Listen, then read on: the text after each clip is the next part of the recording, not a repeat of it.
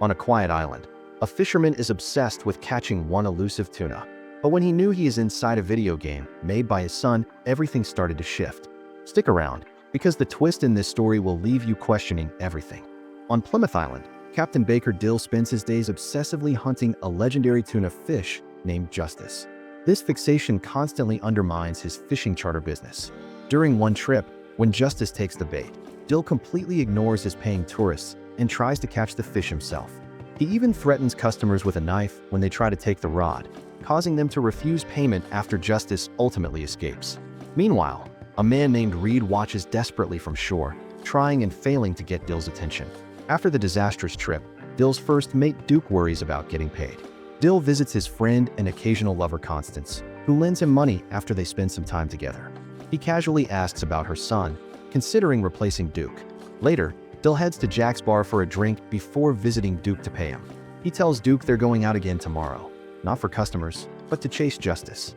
Duke objects to wasting fuel when money is tight, but Dill insists because he spotted Justice nearby. That evening, Dill returns home, while drinking, talks to the memory of his son Patrick, apologizing for failing to catch the fish again. In a parallel moment, Patrick is at his mother's house, looking through old photos of his father and reminiscing about their fishing trips together. The next morning, Dill drives to the docks, not noticing Reed watching him from a passing bus.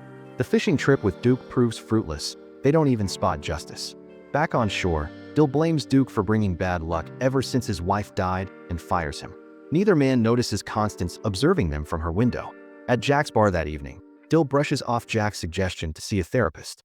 Their conversation is interrupted by Karen, Dill's ex-wife, who calls him John and asks for a private place to talk. They go to Dill's boat while Constance watches from afar.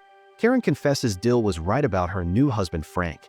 He's become violent, abusing both her and Patrick. She explains she can't divorce him because Frank is powerful with many connections. Karen reveals that when they fight, Patrick hides in his room playing computer games. His teachers note he has unique abilities, but seems emotionally damaged. Karen then makes a shocking proposal.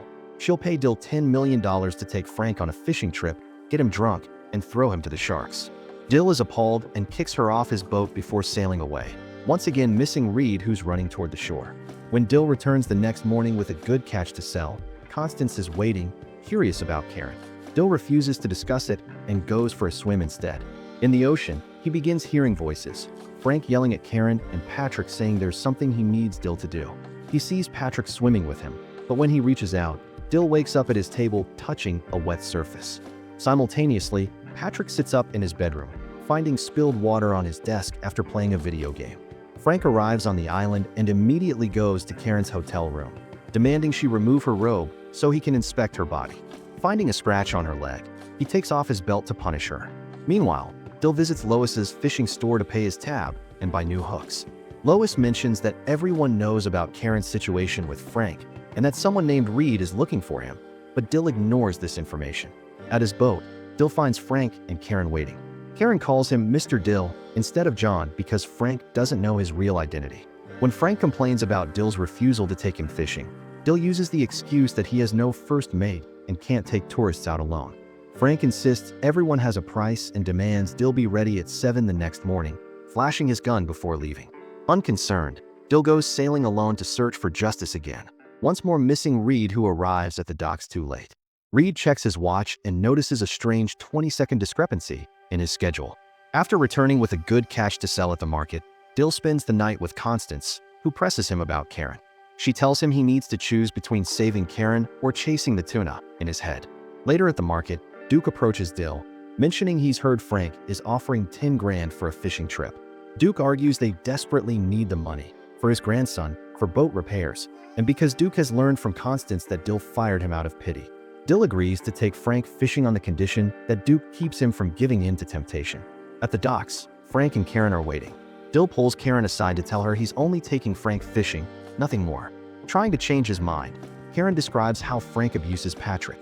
She also reveals she knows Dill talks to Patrick regularly, and that Patrick can hear him through his computer screen because they're connected. During the fishing trip with Frank and Duke, Frank makes small talk and eventually mentions his stepson. He calls Patrick creepy and complains that the boy prefers his computer games to playing sports. Frank explains he thought Patrick was doing something illegal online, but discovered he was just playing a fishing game.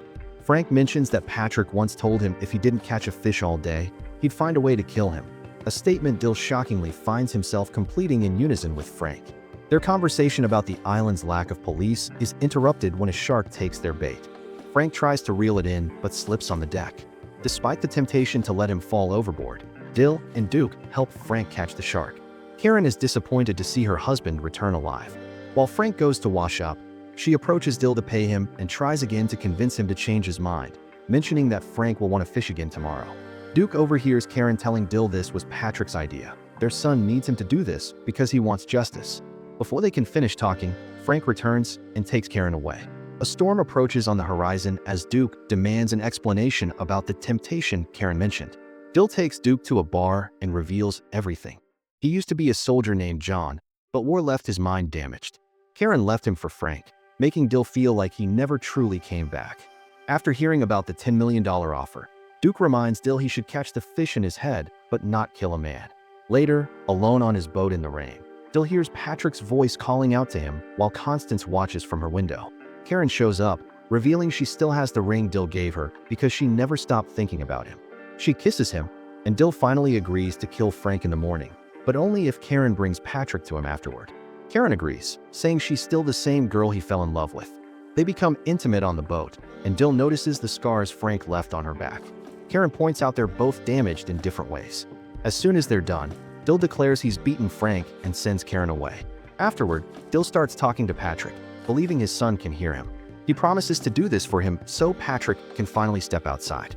When Dill returns home, he finds Reed waiting for him. Reed introduces himself as a salesman for a fishing supply company, explaining he's tried to catch Dill during the day but missed him every time.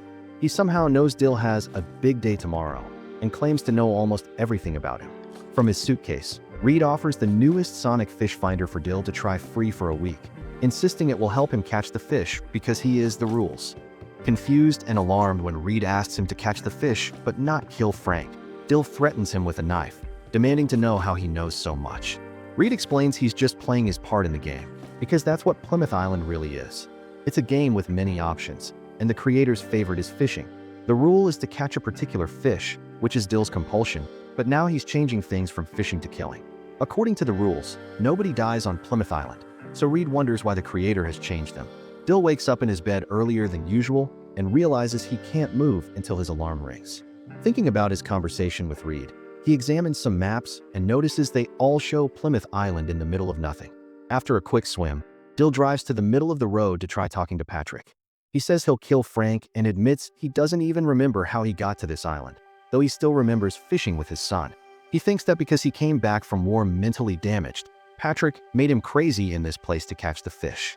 Sometimes Dill has visions of himself dead on the sand, but before he can figure out what they mean, Constance's son Samson interrupts him. Dill has always thought Samson was lucky and takes his presence as a good sign, but he still refuses to give him Duke's job because the rules have changed. Dill visits Lois, who offers him special lures that Reed left for trial. Dill asks some strange philosophical questions, but Lois doesn't know how to answer them.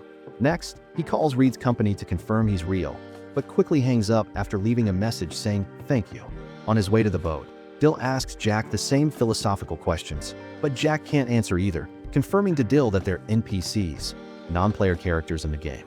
Meanwhile, Patrick takes out his father's knife from a box in his room. At the hotel, Karen wakes up to find Frank bleeding in the bathroom. Someone has attacked him. Back at the boat, Duke tells Dill he paid someone to break Frank's hands to keep Dill away from temptation. Furious, Dill kicks Duke off his boat, ignoring Duke's advice to see a doctor. After getting some alcohol from Jack's, Dill drives away and meets Reed again. Reed tells him he isn't crazy because they're the stuff dreams are made of. While Reed doesn't know who created this game, Dill realizes it was Patrick. His son created this world, wishing to have his dad back and to kill the man who hurts him. Karen, refusing to miss this opportunity, bandages Frank's wounds and convinces him he's still strong enough to go fishing. She keeps giving him alcohol for the pain, making him increasingly drunk. Reed informs Dill about this because his new compulsion is killing Frank, and if that's the new rule, Reed should help him. Dill rushes back to the boat and meets Karen, who promises she's gotten rid of Frank's gun. Constance and Duke watch them from a distance as they take off. While preparing to fish, Dill is shocked to discover that Samson has stowed away on the boat. They can't push Frank into the ocean with the boy watching, But a solution appears when justice takes the bait. Remembering he must choose between the fish and the lady, Dill hands the rod to Frank, who is too weak to handle such a powerful fish and gets pulled into the water by Justice, making it look like an accident. At the same time, Patrick hears Frank yelling at Karen and leaves his room with his father's knife, returning moments later with blood on his hands. News of Patrick killing Frank soon appears on every TV channel across the country. The story covers Karen's explanation of self-defense against Frank's abuse and reveals that Patrick's real father had supposedly died during the war. Since the murder, Patrick hasn't spoken and has withdrawn into himself. On the island, Karen tells Dill that both she and Patrick still love him, and one day he'll be able to reunite with his son. After she disappears, Dill answers a ringing public phone and talks to Patrick, who promises to change the game to see him. Patrick, sitting inside a cell, suddenly smiles as the environment around Dill begins to change. Seconds later, Patrick appears on the island to reunite with Dill, and father and son can go fishing together again. That's it for today's recap. We hope you enjoyed it. Don't forget to like, subscribe, and share if you want more epic summaries.